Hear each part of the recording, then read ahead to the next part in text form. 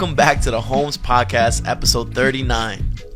Right next to me, I have my favorite host. Hey, Dave Kellogg, co-host, brother. Co-host, yeah, co-host.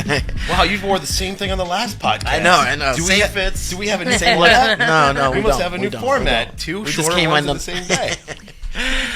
And today we have a revolving guest. She's been here before. Yep. Yes. Allison from KeyBank. How's it going? It's going good. We love the tan. Yeah. Thank you. Me too. Let's see how long it lasts. So David wanted to bring you on today just to discuss appraisals, the shortfalls with them, but also I want to see how is it going in the lending side? How is it going on the mortgage side? Where do you see interest rates at the moment? I don't know. The rates, they're very, who knows? Ooh, okay. So they're kind of doing this? So, yeah, I mean, you've been watching TV. They have a problem with, lowering the rates. And so every day is a different day, right, when it comes to any type of kind of rates. So I don't know. I can't predict really, just like you can't really predict where the market's going to be. Gotcha. I can't really predict where the interest rates are going to be. But on the 3rd of February in 2026, what do you see in FHAs around like low sixes, high fives, or is there? It's kind of unpredictable. I've been on vacation for a week, so I haven't really looked at the rates. That's fine. Maybe next time I'm here we can talk about that. But I want to counter that and say if the right house and it's the right time in your life, a quarter point shouldn't matter that much, right? If this is my dream house, but I will not buy my dream house because it's 6.25 instead of 6. And worst case scenario is then you go 5K over, we do 5K concessions, we buy the point, right? We can get around a quarter point. If the right time is the right time. Jerry brought up something which really upsets me. Praise the shortfalls, guys. if I am one of 25 bids on a house and it's 50,000 over ask, but all bids are within 5K, can't I just show you the market just showed us? The market just demonstrated the house is worth 350 and not 300. Right, so that kills me. But the thing that has been hitting me a lot, and I know it's not the bank's fault, Allison. You're the face of the bank today. If something comes in short. So have you noticed, not from your bank, because I know you don't pick your appraisers. Appraisers go through, I believe, like a double-blind choice thing. I think is the right call. Mm-hmm. Have you noticed a increase in appraisal shortfalls either on net to seller, or is it mainly the shortfall living in the concessions that Dave Kellogg likes to attach to everybody? Seller. I'm saying 2026 will start this year. Okay. I'm seeing to where the appraisers are falling under. Yep. Based on sellers' concessions. Okay. So, but every market, every area is different. Yep. I've seen to where the houses are coming in perfect or over.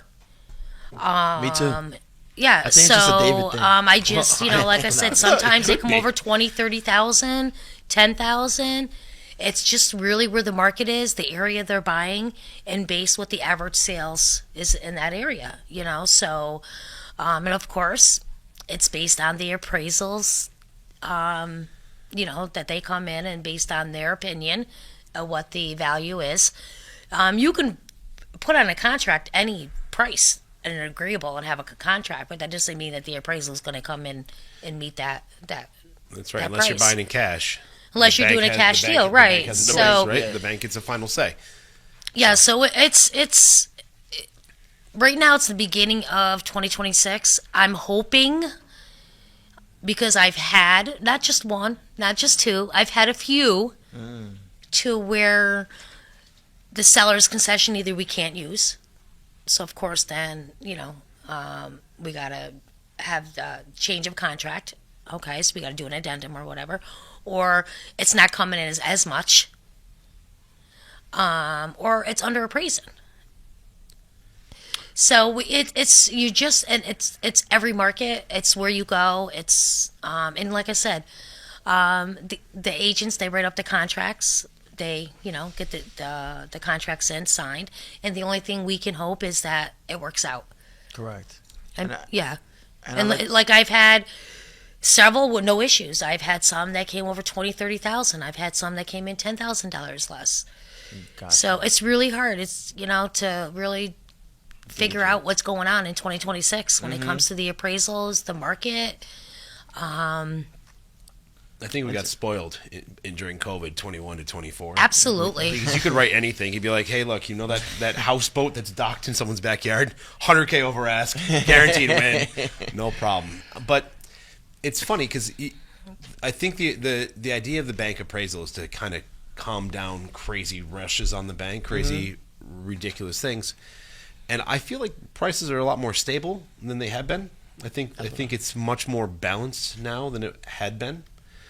The one thing I do wish we'd seen more of is higher appraisals for really high quality builds, because I feel like there was a lot of mediocrity that got high numbers during the I want to call it now past tense, a housing rush, if you would. Where if someone took the time for hardwood floors and granite countertops, you would have seen like a premium ad, like, hey, premium quality will go another 10K up on that. I see what you're saying. But okay. Now, when you're touching, I wanted to give context because both touched on seller's concessions, and sometimes some people may not even know what seller's concessions is. So when it comes to seller's concessions, why we're seeing the shortfalls is because when the buyer is making an offer, they're increasing their offer to add in or roll in a portion of the closing costs into their loan. Is that correct? Yeah, so normally when I do a pre-qualification, I always discuss what their funds are and it's very important to educate them step by step what they need to buy a home.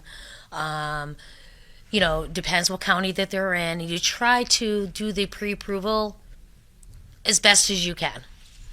And then I ask them, do you have assets? Are you going to take, so And then when I do send the pre-approval over to a realtor, I'll say, hey, listen, this is an FHA loan. It needs a 6% seller's concession.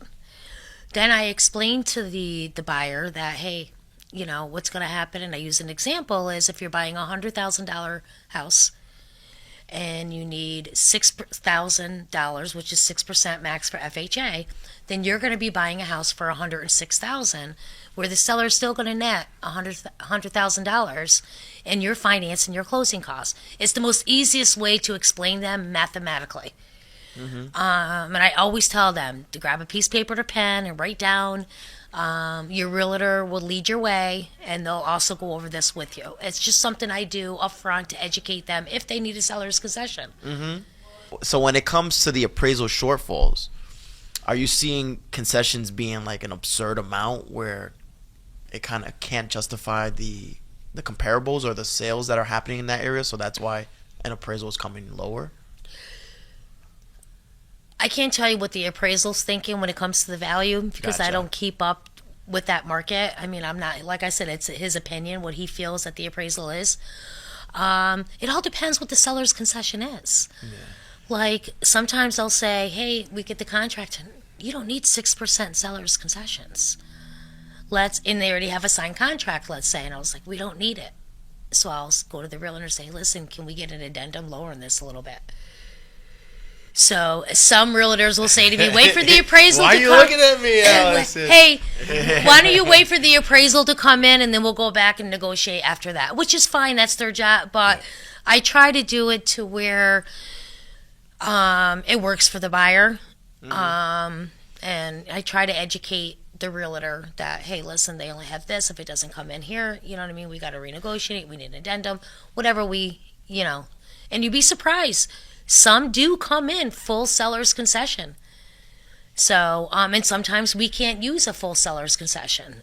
So, it's too much. Yeah, exactly. So I'm going to jump in with unpopular opinion. Dave Kellogg always wants seller concessions. Let's say rate's 6%, right? Yeah. Tomorrow your furnace dies. Finance that. I dare you. Or you get your engine blows. And now you're looking at, you need financing, so you're going to go buy an expensive car because you can't afford a cheap car.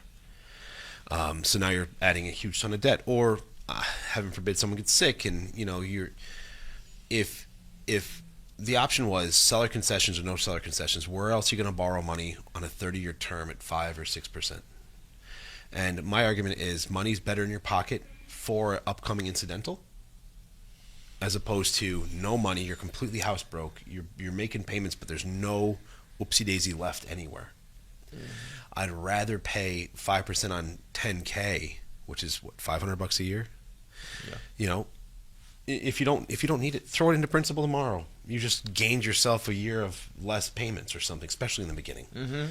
But Or if you don't need the full seller's concession, use it to buy down your rate. buy down rates, man. All of a That's sudden, that is 90% of the that we how many times did you recommend. do this last year? I've done a lot of them. A lot of it. It's great. And It's and hey, I'd rather save then the first save. Maybe we'll save $50. But if you take that $50 and times that, it's a 30 savings years. for them. It's 30 50. years. And also, people got to realize, if you have that extra money, use it. Okay, because for you to go back and negotiate the contract for $3,000, it's not going to drop your payment down. Yep. But that $3,000 will buy down your rate, and it will give you overall savings long term. Or it's a new toilet, or it's an appliance package, right? Exactly. It's but the thing is, it's your choice. Correct. Let it sit in the bank. I don't care. It's your choice, right?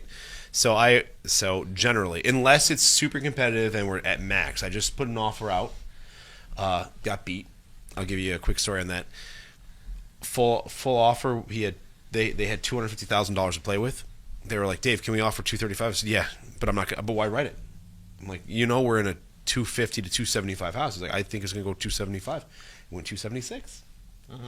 And but so we went $250. We had $1,400 more than we thought we were gonna need. So we put that on top. So it was max amount plus $1,400. We didn't get it.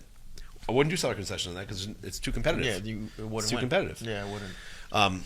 But if we're buying something and we have $10,000 of room on the mortgage, why not consider it? Especially if your number one goal is to pay off other debt. I would rather take 10 on a 6% interest rate and pay off a $10,000 balance on a credit card Correct. at 20%. Correct. Right. So plus that's a great huge bonus to your revolving credit. Now shows 10,000 less. The difference on a mortgage doesn't hurt. So now you get 20 points higher on your credit score. Correct. So You're essentially saying, if you can, do the seller's concessions, keep the money in your pocket, and pay off other debts that you may have to incur. The thing is, I like choice. I like having the choice of another 5 or 10K. You can buy down rate, or you can buy an appliance package, or you can put 5K towards a honeymoon coming up, or something, right? Or just put it back towards the principal. Yeah. That's totally okay. Yeah. Or just maybe furniture. But now you get a choice. Something a lot of people You need that in your house. So, Yeah, so absolutely. even if you don't need it, I'm offering you a choice for that money. And Correct, if you don't need it and you don't get it, okay. Guess what? We tried. It's okay. Yeah. It's okay. Take it right off. Yeah. So, in my mind, you should. Why not try? Unless you're in a hyper competitive marketplace, Correct. right? Well, I didn't And know. I said, it depends what area you're in. Yeah. Correct. It all depends. It really, really. I mean, if you compare let's say, school district, if you're looking to go Shen, which is Clifton Park, Saratoga, you're not going to see much seller's concessions, and you're not going to see much declining in appraisals. But if you go to somewhere like the city of Schenectady or the city of Albany, you may see, you know what I mean, where the appraisals are a little bit less, or you're just it all depends. It's not you're working on two. Like Clifton Park does not compare to city of Schenectady. Correct. So the comparable market's not the same. So you're not going to see a lot of sellers concessions on somewhere in Saratoga County compared to the city of Schenectady or Schenectady County. Now, we have a couple other things I want to ask you. And I know you have a thing or two you want to bring up. I want to ask you, how much money do you plan to give away this year of KeyBank's money using those lender paid credits? Because I think The way you said that, I was like, well, I think you did $100,000 last year, right? Yeah. I But try isn't to. that cool though? Because So- we just went with people who don't need seller concessions. Yeah. What if we're now talking about someone with full seller concessions that needs every single penny? And there are some really cool programs. So, and I'll just talk about this briefly. Yeah, KeyBank has it's a $5,000 neighborhood credit. Okay, to anybody. You don't have to be a first-time home buyer. You could have bought a house in the past, you know what I mean, and buy a new one. But it's on the geographical area. Okay, so if that house qualifies, and Dave will call me up and say, "Hey, does this house qualify?" Yeah, they do. So it's $5,000, and it's not a grant; it's a gift that we give you at closing. It goes towards your prepays or your closing costs. You can't use it towards your down payment. Yeah. But it's a good program, and right now I got 3 of them. So I try to do as much as I can. It's not bad coming back from vacation or giving away Yeah, 5 yeah. times 3. Yeah. Heck yeah. So I always try to help. I always tell my buyers, say, listen, apply for this, see what you qualify. It doesn't hurt to go and apply for a grant for the city that you're getting a loan for. The worst thing they can say is no. Exactly. You're already prepared. Yeah, you're already prepared. You got your money. You know what you need for your closing and all that. So you're shopping around. You're prepared. But why not apply for the grants or whatever free funding they can give you for being a first-time home buyer? Apply. The worst thing they can say is no. You don't qualify. Exactly. It's a simple email, a simple application. I always tell everybody to do that. So, KeyBank has this program. We're a community lender, and we're here to help, the community, and we're here to help to get people into these first-time home buyers into these homes. And 5,000 is 5,000. Yeah. It's money. It's money. For a lot of people, that's the number between house and not house. Yeah. I've written things where I know if I don't get 6%, we don't get it. And other times I've gotten so much over what we can use. It's like, what do you do with the extra $1,200, right? Yeah. Right. And like that $1,200, I'll say, hey, we can't use all this money. So we had one a couple months ago, me and Dave. We had like $1,800 where they couldn't use. So I called told the seller. I told the buyer, and I was like, listen, we're just going to buy down your rate. Yep. We did. They brought, including their EMD, reverse money deposit. They were, including the EMD, I think they were $7,200 out of pocket to buy a 2-family on a double lot with a driveway. That's a steal. $7,200. So when we talk about $5K difference, we are literally talking about keys or no keys in some days. Yeah, exactly. And it is, by the way, February. A lot of people are getting a tax refund. Tax refunds. You know what's a great? Yeah. You know, it'd be a great way to do that. Buy a 2-family, or a 3 or a 4. Hey, if that's your whole down payment, man, that's a pretty good way to take a little something from tomorrow and make it something for the family forever. And I just think it's what's going to be, and I do this anyway. It's very important. Because of the economy's changing, the rates are changing, these sellers' concessions may be a factor, the values of the houses coming in, the work that needs to be done on these houses. Maybe people do an inspection waiver. And then that scares me. So do an inspection waiver, and then the appraisal comes back, and there's a lot of stuff that needs to be done. Yeah. And then you got to try to go back to the seller. They waive it. So I always recommend someone to have an inspection done. Correct. Okay. But I just think that education is it should be the most important thing for a buyer, and actually to a seller too, when you list a house. Yeah, absolutely. And say, hey, this may be an issue, fix it, or some people say sell it as is. Well, it has to meet all health and safety requirements, Exactly. It can't be molded in the basement. Yeah. Well, so, we find it all the time, don't we? Yeah. So, and I try to educate the customer. Correct. And I'm not a realtor. Yeah. But I say these are things you may see. Your realtors is gonna, lead the way. And I tell them based on what I experience. Correct. Speaking of first-time home buyers, you have something coming up, some educational piece that you want to talk about, right? Yeah, so usually 3 times a year, and it depends where it is. I'll do one like in the city of Schenectady. I'll do one in Amsterdam because I'm in that. I'll do which is called a first-time home buyer program, or just really an educational seminar. You don't even have to be a first-time home buyer. You could have owned a house and or even looking to sell your house, and you haven't bought a new house in 30 years. Nothing changes. And and then come to these seminars, and I always have like a realtor there. I try to get an attorney there, home inspector there, and have them explain. And I try to tell them to go on and do a first-time home buyer web seminar because that's very educational. It's free, so they can go on there. So if they have time, Yeah, so I try to do that 3 times a year because you do have people that want to buy a house. They don't know how to save money. They don't know that these grants are out there for them. Yeah. Maybe they just don't have good credit, and they just don't know how to work around that. Yeah. We hit credit a lot, so not that it's sponsored. Feel free to sponsor me. Yeah. World. You should monitor your credit, and I use one. Credit Karma? Credit Karma. If there's other ones out there, I'm sure there are. Feel free to sponsor us. We'll talk about you. Just a lot. Google it. Yeah. But the point of the story. FixMyCredit.com. But the point of the story is that's something that you should pay attention to. And I feel like the more serious you're getting on bigger purchases or a new job, because jobs check too. Yeah. Monitoring your credit is important. I mean, Landlords check too. Yeah. Yeah. Well, I mean, I had 12 I've got a people. good one off camera for you. I had 12 people last year that bought a house that I worked with for the last couple years. Worked with their credit, helping, step by step, calling them up. And I talked to probably 20 to 30 people a year that looking to buy a house, but either, they don't have the credit. You get that 30% that really wants to buy a house that's going to work on their credit, and you work with them. And I feel great when I go to their closing and I've been talking to them for 2 years and get their credit and able to shake their hand and say congratulations for being a home buyer. So we've had clients like that. I'm thinking of one specifically. Yeah.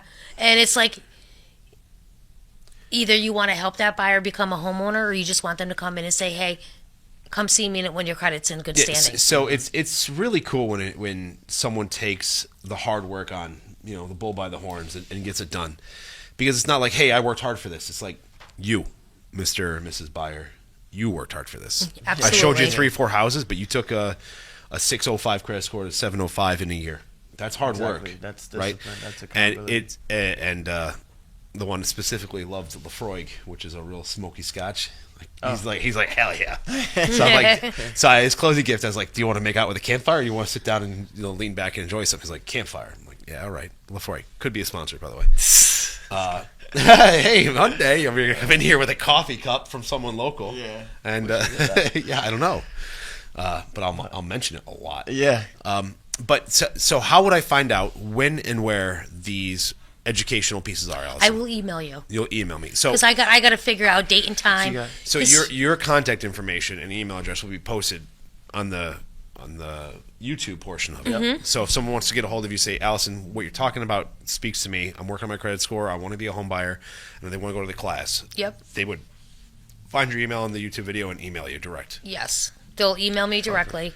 And the purpose of this is, like last year, I think it was February, we had a first-time home buyer in Amsterdam at the Amsterdam housing. Okay, we had 45 people that showed up. That's an incredible amount. It's a lot of people. We were not, Yeah. we're not expecting that many people. And then we had the second one that we had, and I think it was late March or, let's say May. I can't remember. I did 2 of them last year, but then we had 27 people come. But and then put it out of them 45 people. I ended up doing 12, 13 people out of that program. That's a 30%. And then I still great. have, That's and I amazing. still have people right now I'm working with that Still went no to that problem. class, and trying to get them with their credit, save some money, and trying to show them how to budget. So it all depends when you do the classes. You want to have at least 20 people in the class to make it educational for everybody. Yeah. Gotcha. That's cool. And for our listeners, I will do my very best to show up in case somebody wants to meet this sultry voice in person. No, but I mean, I think Jerry and I have shown that we're here for the education and success. So, go if another agent's there putting their time and they have a good track record of helping those who need a little bit more effort and guidance. That's a much better deal than just picking up the phone book and grabbing somebody. Absolutely. I agree. Pick someone who's willing to put the effort in for others. Because if they're willing to put the effort in for others, they're likely going to be willing to put the effort in for you. Exactly. Right.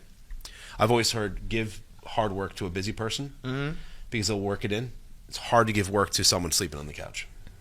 Yeah. because they'll sleep it off. Yeah, here we are putting the work. And you got to have a lot of patience with these buyers because they don't Correct. know. It's just, but then you get to know them after working with them for a long, you know what I mean, for a long time. So you get to know them and you fall in love with people, right? Like people are the best part. I like houses, but people are the best part. I have said over and over, and kiddo in the back here will probably tell you, I don't like doing renovation loans because they are notoriously hard for me to close. Either the client doesn't know how much work they're going to have to put in, multiple bid contract options and stuff. And I tell people, I don't want to get to know you to not watch you succeed. So if I'm putting my time in, your success is my success. I don't want to get to know someone and watch them fail and then say, well, now I don't know what to do with Thanksgiving, the turkey I bought last week, because there's no Thanksgiving dining room table, right? So, we're in it for the long haul. Yeah. And you want to keep them, and the most important thing is the referrals you're going to get out of them. Yeah, exactly. Hey, Allison helped me for, we went 2 years, and then they have their cousin and their friend, and then you refer them to the real, So, and I feel good at the end of the day when they go to closing that I was able to help someone. No, it must be an amazing feeling. So, Yeah. I mean, I think teamwork, education, you got to have a team. You do. And most important, everybody's got to be able to be on the same level and be able to communicate in the same level. Correct. Yeah. All right. Well, I've got everything I was hoping for. I got to yell at Allison once about something that's not in her control, about shortfalls. You talked about one of my favorite things, Jerry. Thank you You're welcome. for the pitch on that, You're welcome. which is seller concessions. And I really want to make the effort. And Jerry, please come with me, or Yes, remind me, let's do it. remind me, Let's do it Jerry, because together. I'm Come terrible. I think you're. You make it to the gym every night, I can tell. So I know you're good at scheduling. So make sure you bring me with you. Let's do Okay, it. let's go with Alice on the next one. So the best way again just is reaching out to you via email. Yes, so you Cool. can reach me at Allison_Anderson at KeyBank.com, or feel free to call me at 518-376-3816. And we'll go from education on day one to home ownership at the end of the run. Absolutely. Love it. Drop the mic. Boom. Thanks, everybody. Right, I had to look at that camera, right? When I said that. Great. I love it. I hope this is still there because this is great. You're good. Because what? We're people. Well, was I supposed to do that? Yeah, Look at the I camera? loved it. I loved it. I hope You're I hope good. someone's driving and hearing this. This feels like the episode's corrections or something. Right or wrong. Or was I supposed to stare at you guys? No, No. you done it. You're Great. Thank you, everybody. Okay. That was episode 39 in the books. Yep.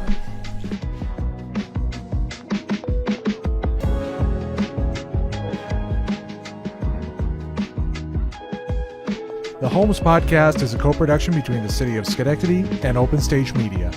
For more information about OSM, visit openstagemedia.org.